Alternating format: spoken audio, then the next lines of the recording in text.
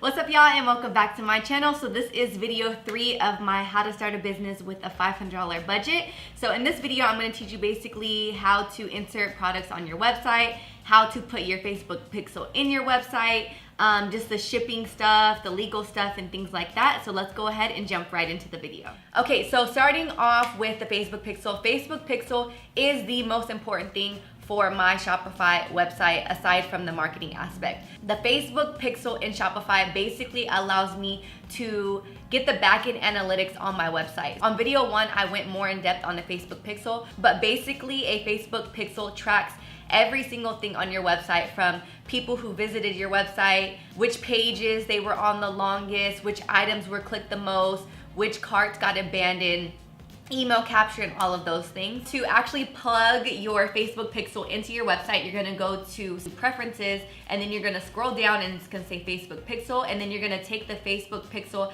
ID that you got directly from Facebook and put it right into your website. So once again, if you guys didn't watch video 1, super quick, super easy to get a Facebook pixel. You go to Facebook, go to your business manager, click the 3 little lines, then go to Facebook pixel. It's gonna give you the steps on how to get one, and then you're gonna just plug that right into what I just showed you. So the next thing is to add the products that I got on Shopify. So I already went into the store, I got my products, I got permission that I was able to use the photos from the manufacturer. Now it's time to put them on Shopify. So the first thing that I'm gonna do is actually click on products and add a product to the page. The first item that I'm gonna put on my website is this purple set, and I'm gonna just call it, let's say we call it the lady set. And then from there, I'm gonna go to my email because he sent me all of the pictures of all of the products and all of the specs of the products. So I'm gonna save and download each and every picture that I like so I can put it onto my website. And then from there, I'm gonna copy and paste all the specs into the description box because these things are important. Certain people are allergic to certain fabrics or don't like the way certain fabrics feel on their skin. So the way I see it as a consumer, the more information on a website, the more that I trust it, the more integrity that it has, and the more that I think that the product and the quality of the products are gonna be good. My personal opinion, that's just the way I shop. So next, I'm gonna go ahead and just put in the price. This obviously just depends on what you want to price your items at. Whenever I price my items, I always like to consider overhead costs, which is basically the subscription for the website, what I ship the items in. So if you're getting tissue paper, or you're getting cute bags, or you have any branding, marketing, any labels, or anything like that, you want to go ahead and divvy up those up and then basically put that into the price of your product. I will go ahead and in video 4 or 5, I basically go through all of the branding and marketing things that I like to put into my products. General rule of thumb for me is I like to add anywhere from like $2 to $4 worth of marketing costs for each product. So one thing that is important to me, even when you're starting up a small business, is always adding a unique SKU. A SKU is a stock keeping unit, which is basically the way a lot of big brands or employees like to communicate. I always make it super, super, super easy to follow. So PP, Poussey Power, and then I actually just put the name of the actual product. So I'm gonna put Lady Set, and then I put an initial for the color. So P is purple. A stock keeping unit may seem super small to you guys, but stay in the mindset that one day you're gonna be a bigger business and you need to be organized. The better you're organized, the better it's gonna be in the future, so just start now. That's a little motivation for y'all, and I'm just manifesting bigger business for all of y'all watching. The next thing, obviously, you're gonna wanna put in the quantities. I bought minimal quantities on each item, so I only bought 6, so I'm gonna put the quantity at 6. And then you also wanna put in the weight. When I started my business, I actually got a scale for free from USPS because they know I'm gonna be shipping products. It makes their job easier if I pre-weigh the objects, or you can also get a scale on Amazon for super cheap. Then you have the important part, which is basically the variants. So variants are small, medium, large, purple, pink, blue, orange, black, white. So after I select that there are multiple variants in this item, I'm gonna have to fix the quantities and put 2, 2, 2, because when I bought this wholesale, the pack came in too small, too medium, too large. If you guys want more information on the sizing, I did not pick the sizing. You guys can reference to video 2. Most wholesalers have a certain way that they sell things. Oh yeah. Now your items, do they come in 2, 2, 2 or 3, 2, 1? 3, 2, 1. 3, 2, 1. Yeah, 3 small, 2 medium, 1. Okay. That's cool. And your sizes, once again, they come in 2 smalls, 2 mediums, and 2 larges. Okay. and I basically went down through the whole breakdown on shopping in wholesale stores in 2 videos that I will link down below and put in this video somewhere. So after I adjust the quantities, I personally always like to adjust my SKUs. Instead of putting 1, 2, 3 or ABC, which is what Shopify usually does, I like to put S for small, M for medium, and L for large. That's just something that I like to do, but to each its own. Another thing that's gonna help you in the long run with the objective that this business is gonna go from just having 5 products to 200 products to 20 products, whatever you see fit. So for me, always putting more information as I can is always best in my book. So say for example, somebody comes and they search on your site that they want a purple pearl set. They don't know the name of the set. Say you have 200 products, they're not gonna scroll through. They might put in the search bar purple pearl. So basically everything on the side here breaks it down to, I'm gonna put this as a set. I'm gonna go ahead and then tag just different things that I think people might search for. Once again, as a small business, you might not need it, but for seeing the future, you just wanna get in the habit of thinking big and thinking more products and more organization and a bigger team, an easy way to communicate. So I always like to add as many tags as I see fit for each individual item. This is really beneficial because say you get a random person that sees your outfit tagged from Instagram from like 2 months ago, and your website now has 200 items and they don't know the name of the item, they can literally put purple pearl and this product would probably come up. So this is a little tip for people who don't got that coin to buy a whole bunch of inventory, and you're also testing out your audience and seeing what they like. So 2 tips in 1 is buy 1 product that you actually like for yourself or that you like for your audience, and then don't buy the second item, but you can still put it on your website and you could put it as a pre-order. And another tip is separating the 2 so you have 2 separate products so your product page fills out and you have more products to choose from rather than 1 product in 3 different variants.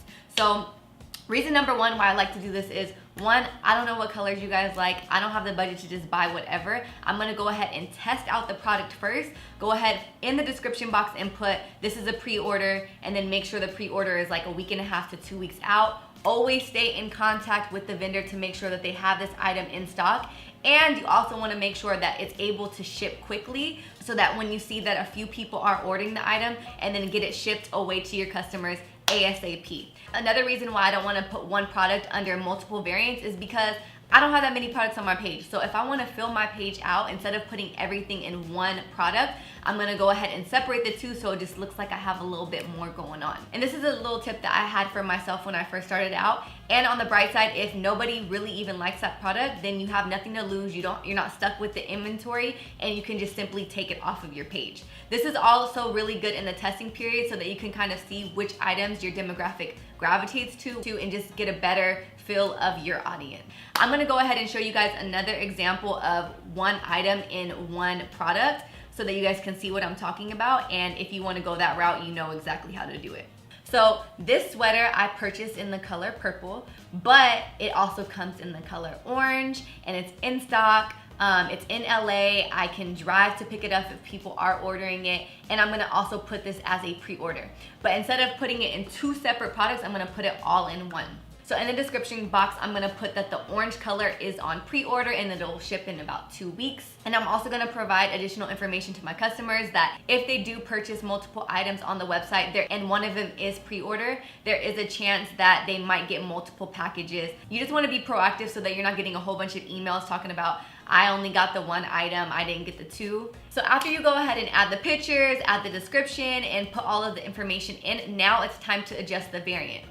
So after I fix all of the SKUs and fix all the variants to the right numbers and sizes, then I'm gonna go ahead and click the picture box, and I'm gonna put the corresponding picture with the corresponding color in the back end. This basically helps so when people are on your website and they're clicking orange or purple, they can actually see exactly what color and what it looks like on the model. This becomes super helpful when you start getting into products that say like beige and ivory, when beige and ivory to a lot of people can mean the same color, But when you click it and you see that the beige is a little bit different than the ivory on your customer or on the model, so it's just a better way to communicate and be straightforward with your customer. So the next thing that we want to set up is setting up payment, which is the way that we're going to get our coin.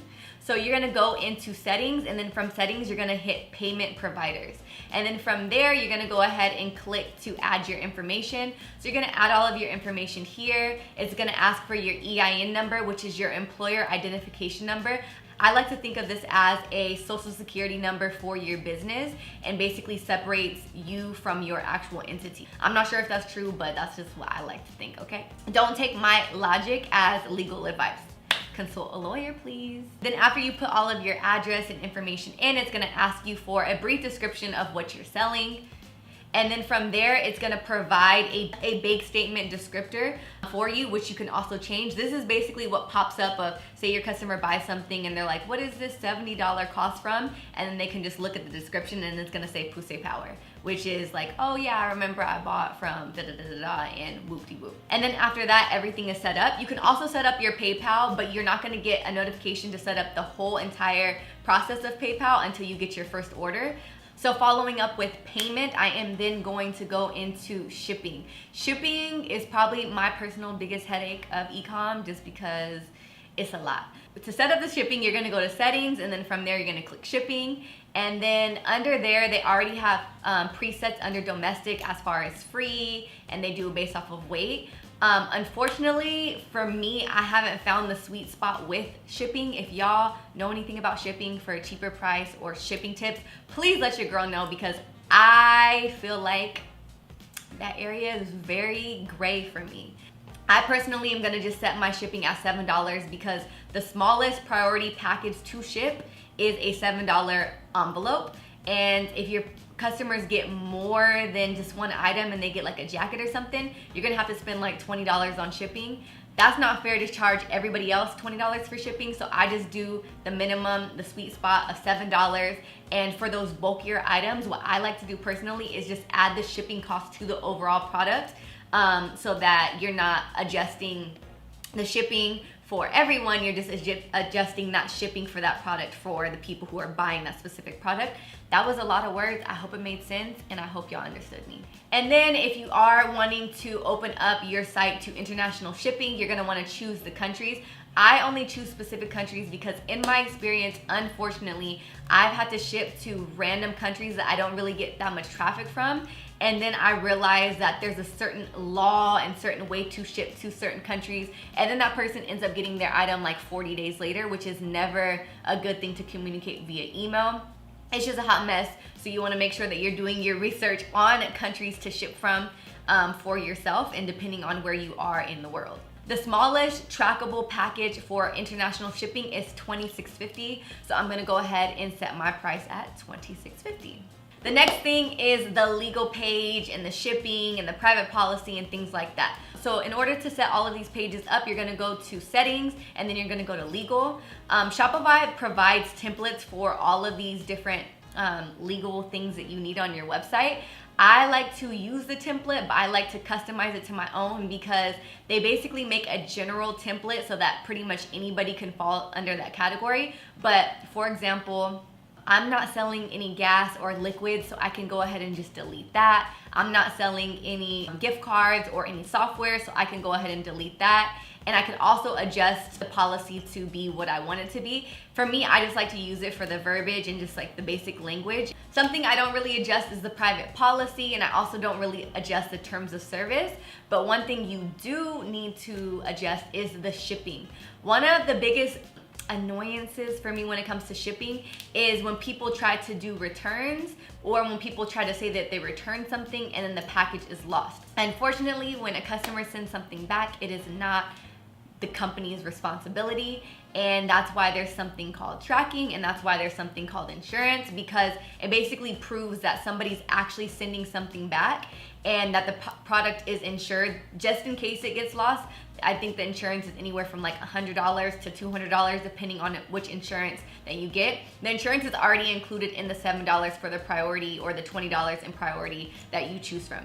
So that is it for the basics of Shopify. In the next video, I will go ahead and show you guys how I customize my website and how I put different graphics in the website and where I get the graphics from. I hope you guys enjoyed this video, and if you guys are liking this series, please give your girl a thumbs up and don't forget to subscribe for more videos. And thank you guys so much for watching. I will see you in the next upload. Bisous!